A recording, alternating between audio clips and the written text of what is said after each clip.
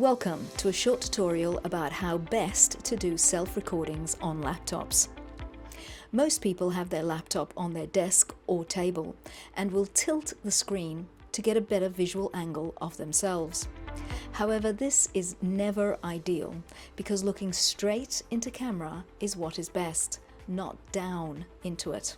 To address this, prop your laptop on a few books so that you can look straight into camera, therefore looking straight at your audience.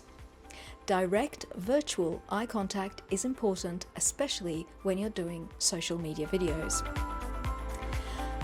Okay, so now we're looking for a shot like this, head and shoulders with headroom. We often get partial shots or shots that are too close. This is a perfect example. It's centered.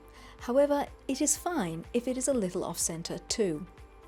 The more well composed the visual, the less distracting it will be from the content conveyed.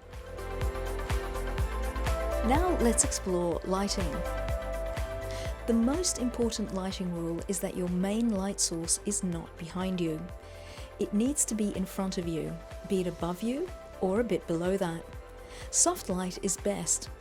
You can have little lights behind you, decorative or so, but as long as they aren't the main light source, that's fine.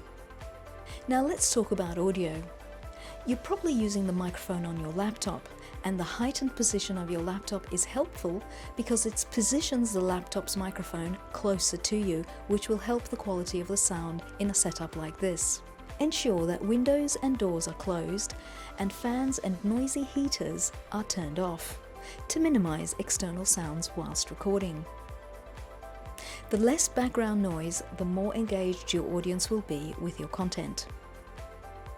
It is also important to wait 3 seconds or so whilst recording, looking straight into camera silently before you start and after you end the recording.